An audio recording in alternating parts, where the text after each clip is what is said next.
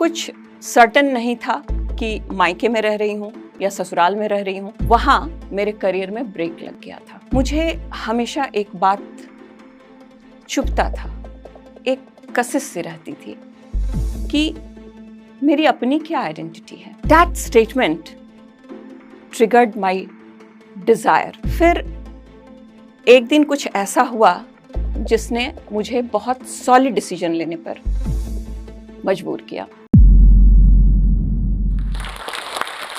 नमस्कार, I am Neetu Singh, founder and MD of Sini group of companies. मैं बता दूं कि मैं पटना से बिलोंग करती हूँ। मेरा स्कूलिंग और मेरा जो ग्रेजुएशन है वो पटना से हुआ है। सिर्फ 21 साल में मेरी फैमिली ने मुझे मेरी शादी करने का निर्णय लिया, सिर्फ इसलिए क्योंकि मेरी माँ की लाइफ का कोई सर्टेनिटी नहीं थी। My mother was diagnosed with advance stage of cancer. Her reports completely changed my situation. मेरी शादी हुई, फाइनल ईयर में मैं जैसे गई मेरी शादी हो गई और फिर किसी तरह से मैंने फाइनल ईयर ग्रेजुएशन की पढ़ाई पूरी की। मेरी माँ के अनटाइमली डेथ की वजह से जो मेरा करियर जिस पॉइंट से शुरू होना चाहिए था वो खत्म हो चुका था, क्योंकि जिस बेटी को मेरी माँ ने बैंक पीओ बनाने का सपना देखा था उसकी शादी सिर्फ 22-23 साल में हो गई। कुछ सर्टन नहीं था कि मायके में रह रही हूँ या ससुराल में रह रही हूँ, क्योंकि उन्हीं दिनों मेरे हस्बैंड जो एक आईपीएस ऑफिसर हैं उनको अपनी ट्रेनिंग के लिए पंजाब जाना पड़ा। तो इस तरह से जहाँ से स्टूडेंट्स का एक करियर का पॉइंट शुरू होता है, जहाँ से लोग कॉम्पिटिटिव एग्जाम्स की तैयारी करते हैं, वहाँ मेरे करियर में ब्रेक लग गया था। एक पोस्ट ग्रेजुएशन की डिग्री लेने के लिए भी मुझे समझ नहीं आ रहा था कि मैं कहाँ से रहकर पढ़ाई करूं। वो 2 साल मेरे लिए बहुत डिफिकल्ट गुजरा, लेकिन फिर 2 साल के बाद जब मेरे हस्बैंड की ट्रेनिंग पूरी हुई और उनकी पहली पोस्टिंग दिल्ली हुई, तब मुझे फिर से दिल्ली यूनिवर्सिटी के मिरांडा हाउस से फिजिक्स में पोस्ट ग्रेजुएशन करने की अपॉर्चुनिटी मिली। मैंने बहुत मन लगाकर पढ़ाई की, अच्छे मार्क्स आए मुझे और मेरा मास्टर्स कंप्लीट हुआ। इसके बाद जब मैंने सोचना शुरू किया कि अब मुझे क्या करना चाहिए, मेरा करियर कैसे बने, तब तक मैंने अपने बड़े बेटे को कंसीव कर लिया। मेरा बड़ा बेटा हुआ। फिर 3 साल के बाद मैंने अपने छोटे बेटे को कंसीव किया, मेरा छोटा बेटा हुआ। 10 साल मैं अपने बच्चों को उनकी अपब्रिंगिंग में पूरी तरह से एक केयरिंग, एक डॉटिंग मदर की तरह मैंने दिया। लेकिन उन 10 सालों में मुझे हमेशा एक बात चुभता था, एक कशिश सी रहती थी कि मेरी अपनी क्या आइडेंटिटी है। बाय गॉड ग्रेस मेरी शादी एक आईपीएस ऑफिसर से हुई, काफी अच्छी पोजीशन पर है मेरे हस्बैंड, लेकिन दुनिया मुझे उनकी परछाई के रूप में ही देखती थी। मेरे हस्बैंड ने मुझे पूरा इंपॉर्टेंस दिया, उन्होंने मुझे पूरा रिस्पेक्ट दिया, लेकिन सोसाइटी में फ्रेंड्स, रिलेटिव्स, उनकी बातों से मुझे ये आभास होता था, मुझे ये फील हो जाता था कि जो मेरी एजुकेशन है, जो मेरी डिग्री है, उसकी कोई वैल्यू नहीं है, क्योंकि मेरा अपना कोई वजूद नहीं है। मैंने कहीं कोई प्रोफेशनल कोर्स या कोई जॉब नहीं शुरू किया है। इस डायलेमा को कई बारी मैंने बहुत गहराई से महसूस किया। अक्सर रिलेटिव्स के, दोस्तों के बातचीत में ये बात आ जाती थी कि मेरी हस्बैंड की जो आइडेंटिटी है उसमें कहीं ना कहीं मैं खोई हुई थी। फिर एक दिन कुछ ऐसा हुआ जिसने मुझे बहुत सॉलिड डिसीजन लेने पर मजबूर किया। मेरे हस्बैंड के एक फ्रेंड ने मुझसे पूछा कि आप मेल वगैरह चेक कर लेती हैं क्या? आप मेल वगैरह चेक कर लेती हैं क्या? एक फिजिक्स के पोस्ट ग्रेजुएट इंडिविजुअल से ये पूछा जाए तो उसे कैसा लगेगा? That statement triggered my desire to have my own identity. और वहीं मैंने डिसाइड कर लिया था कि चाहे जहां से भी शुरुआत करनी हो, चाहे मुझे दुगनी मेहनत करनी हो, चाहे कोई भी काम शुरू करना हो, मैं अपनी आइडेंटिटी तो बनाऊंगी ही। जब मैं काम की शुरुआत कर रही थी, कुछ स्ट्रगल थे मेरे। उस समय बहुत सारे रिलेटिव्स ने कहा, फ्रेंड्स ने कहा कि आप एक बड़े ऑफिसर की वाइफ हैं, आप आईपीएस की वाइफ हैं, आपकी लाइफ में इतना लग्जरी है, ऐशो आराम है, ये सब छोड़कर आप कहाँ इतनी मेहनत कर रही हैं। रोका भी जाता था कि क्या ये है, ये सब क्या आप शुरू कर रही हैं। लेकिन यकीन मानिए, मैंने कभी भी उनके किसी भी स्टेटमेंट को निगेटिव वे में नहीं लिया, बल्कि उनकी बातों पर गौर किया तो मुझे समझ आया कि मेरे हस्बैंड इतने बड़ी पोजीशन पर हैं, तो मुझे जो भी करना होगा बड़ा ही करना होगा। चाहे मैं जहां से भी शुरुआत करूं, चाहे शुरुआत छोटी हो, बहुत कम इन्वेस्टमेंट के साथ हो, लेकिन इतनी मेहनत करनी है कि उनके उस पोजीशन को बरकरार रखते हुए बड़ा नाम और बड़ा काम करना है। जो मेरी जर्नी शुरू हुई वो 1200 रुपए के इन्वेस्टमेंट से अपने घर के एक 8 फीट बाई 8 फीट के बरामदे से हुई।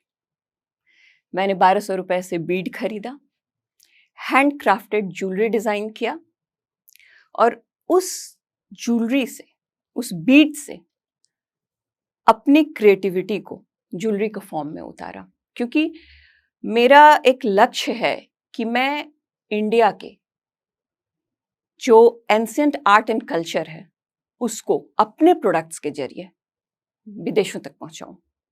इसीलिए मैंने इसी काम को चुना, ये हैंड क्राफ्टेड ज्वेलरी बनाऊं और वहीं से अपने काम की शुरुआत करूं। मैंने एक इनोवेटिव क्राफ्ट बनाया, बहुत ही नायाब सोच के साथ कि जो एवलाई इस तरह के बीड्स होते हैं, उनसे जो लोग डोर हैंगिंग बनाते हैं, वॉल हैंगिंग बनाते हैं, उससे मैंने ज्वेलरी बनाया और मिनिस्ट्री ऑफ हैंडीक्राफ्ट्स DCH में उसको जमा किया।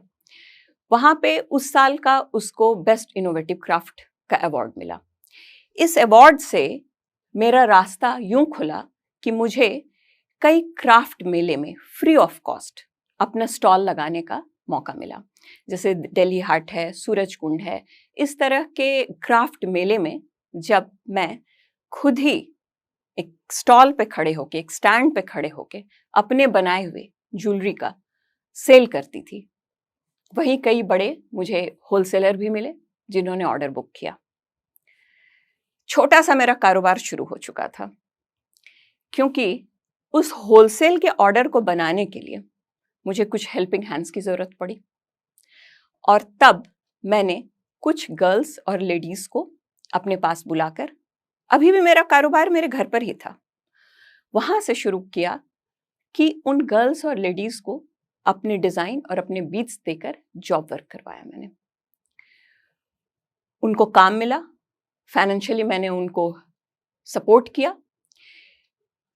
मेरी इस एक पहल से मेरे दिमाग में मेरा मकसद क्लियर हो गया कि ना सिर्फ अपने प्रोडक्ट्स के जरिए मैं अपने इंडिया के इन आर्ट एंड क्राफ्ट को बढ़ावा दे सकती हूँ, बल्कि वुमेन एम्प्लॉयमेंट और वुमेन एम्पावरमेंट का एक मकसद मेरे दिमाग में तभी से आ गया। फिर ज्वेलरी बनाने के बाद जब स्टेट अवार्डी की तरह मुझे कई एक्सपोर्ट ऑर्गेनाइजेशंस ने विदेशों में मुझे एक्सपोजर देना शुरू किया। जैसे एक बार मुझे लंदन भेजा गया, एक बार मुझे थाईलैंड भेजा गया, एक बार मुझे हांगकांग भेजा गया। 2011 में स्टेट अवार्डी होने की वजह से भारत सरकार के खर्चे पर मुझे बर्मिंघम जाने का मौका मिला। ये 2011 की बात है। 2011 के सितंबर में उस एग्जीबिशन में पार्टिसिपेट करने के लिए मैंने लिटरली रात दिन मेहनत की। अपने हाथ से ज्वेलरी के डिजाइन्स बनाए, ज्वेलरी बनाई और मार्केट रिसर्च करके यूके के मार्केट के हिसाब से एक अच्छी रेंज तैयार की और वहां जाके एग्जीबिशन लगाया। क्रिसमस की बाइंग के लिए कई इंटरनेशनल बायर्स को मेरी ज्वेलरी का रेंज बहुत पसंद आया और यहीं से मेरी जर्नी शुरू हुई इंटरनेशनल मार्केट में एक्सपोर्ट की। बर्मिंघम से लौटकर मेरे हौसले बुलंद थे। वो ऑर्डर तो सिर्फ 35 लाख का था, लेकिन उस ऑर्डर ने मुझे दिखाया कि मैं कितना आगे जा सकती हूं। फिर मैंने इंटरनेशनल मार्केट के हिसाब से अपने प्रोडक्ट रेंज पर काम करना शुरू किया। कई रिसर्च वर्क किया, कई सप्लायर से मिली, कई मैन्युफैक्चरर से मिली और एक के बाद एक कई प्रोडक्ट रेंज तैयार किया। अब मेरे सपने सिर्फ ज्वेलरी ही एक्सपोर्ट करना नहीं था, बल्कि मैंने स्कार्फ्स, स्टोल्स, बीचवेयर, गारमेंट्स सब पर काम करना शुरू किया। इस तरह का जुनून सवार था मेरे ऊपर कि अगर मैं रात में सोती भी थी तो मुझे ज्वेलरी के बीट्स दिखाई देते थे, मुझे अपने स्कार्फ्स के प्रिंट्स दिखाई देते थे, मुझे गारमेंट्स के डिजाइन्स दिखाई देते थे। और फिर मैंने टीम बनानी शुरू की। मुझे पता था कि मुझे अलग अलग बहुत ही अच्छे प्रोफेशनल्स के साथ काम करना होगा। लाइक माइंडेड लोग मुझे मिलेंगे, तभी जो मैंने इतना बड़ा सोचा है वो पूरा कर सकूंगी। मैंने अपने काम को सीखने के लिए कई ऑनलाइन कोर्स किए। मेरा मकसद ही होता था कि हर वीक में मुझे इतने कॉन्फ्रेंस और इतने सेमिनार अटेंड करने हैं। आज भी मेरे पास MBA की डिग्री नहीं है, लेकिन इंटरनेशनल मार्केट में किस सीजन में किस प्रोडक्ट की किस कलर की डिमांड हो सकती है, इस रिसर्च पर मैंने गहरा काम किया। पिछले 10 साल में जो मेरी जर्नी रही है, उसकी जो शुरुआत है, मुझे एक बात हमेशा याद आती है कि स्विमिंग पूल में बहुत अच्छे से तैरने की कला मुझे आती नहीं थी और मैंने सीधे इंटरनेशनल मार्केट यानी ओशन में ही जंप कर दिया था। लेकिन अपने पॉजिटिव एटीट्यूड की वजह से, अपने हार्डवर्क की वजह से और सबसे बड़ी बात, कभी भी गिव अप नहीं करने की वजह से आज मैं आप लोगों के पास यहाँ खड़ी हूँ। 35 लाख से टर्नओवर शुरू किया और आज अप्रॉक्स 15 करोड़ का मेरा टर्नओवर रहता है। सिर्फ 1200 रुपए के इन्वेस्टमेंट से, एक स्क्रैच से एक बिजनेस एम्पायर खड़ा किया और आज 3 कंपनीज की मालकिन हूँ।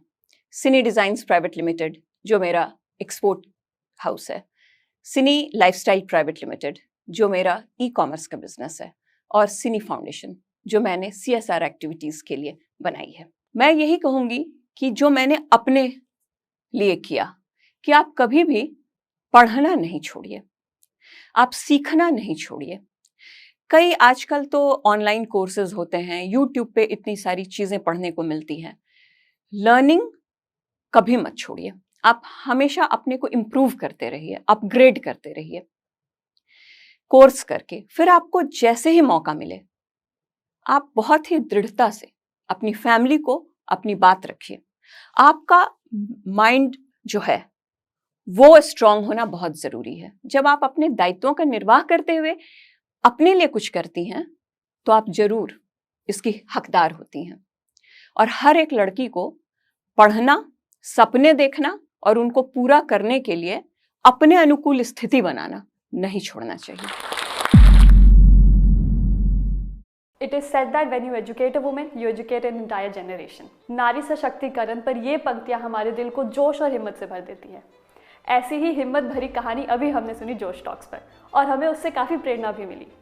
ऐसी ही कहानी है लक्ष्मी जी की, जिन्होंने CS करके बड़े शहर में वो आए जॉब का सपना लेके, पर उन्हें यहाँ जॉब नहीं मिल पाई। पर उन्होंने हिम्मत नहीं हारी, जोश के साथ उन्होंने कम्युनिकेशन स्किल्स पर काम किया और आज एक बड़ी कंपनी में वो काम कर रही हैं।